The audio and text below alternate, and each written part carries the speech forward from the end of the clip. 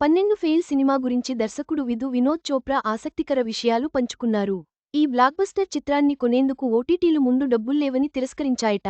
థియేటర్లలో 7 నెలలు ఆడిన ఈ చిత్రం విజయం సాధించి జాతీయ అవార్డులు కూడా గెలుచుకుంది. 12 ఫెయిల్ అందరినీ కంటతడి పెట్టించిన సినిమా, అందరి మనసులు గెలుచుకున్న మూవీ. కానీ ఈ సినిమా రిలీజ్కు ముందు దీన్ని కొనేందుకు ఓటీటీలు వెనకడుగు వేశాయంటున్నాడు బాలీవుడ్ దర్శకుడు వినోద్ చోప్రా. ఈయన ఇప్పటి తరానికి 12 ఫెయిల్ డైరెక్టర్గా తెలుసు. కానీ ఇతడు పరిండా, 1942, ఎ లవ్ స్టోరీ వంటి హిట్ సినిమాలను తెరకెక్కించాడు. వినోద్ చోప్రా తాజాగా 56వ ఇఫీ వేడుకకు హాజరయ్యాడు. థియేటర్లో రిలీజ్ చేయొద్దన్నారు.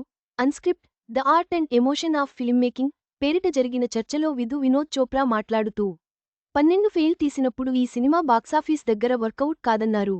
నా భార్యతో సహా అందరూ దీన్ని థియేటర్లో రిలీజ్ చేయొద్దన్నారు. ఇలాంటి సినిమాను ఎవరూ వెళ్లి చూడరని చెప్పారు. ఎంతో ప్రేమతో ఈ సినిమా చేశాం. జనాలు ఖచ్చితంగా ఆదరిస్తారన్న నమ్మకం నాకుందన్నాను. డబ్బుల్లేవన్న ఓటీటీ నా నమ్మకం నిజమైంది. థియేటర్లలో 7 నెలలపాటు ఆడింది. ఒక ఓటీటీ ప్లాట్ఫామ్ అయితే సినిమా చూశాక తమ దగ్గర కొనేంత డబ్బు లేదని చెప్పింది. మీకు సినిమా అర్థం కాలేదేమో అన్నాను. అందుకో వ్యక్తి, సినిమాలో చూపించిన మనుషులు నిజ జీవితంలో ఉండరు అన్నాడు. అలా వారు మా సినిమాను కొనేందుకు ఇష్టపడలేదు అని గుర్తు చేసుకున్నాడు.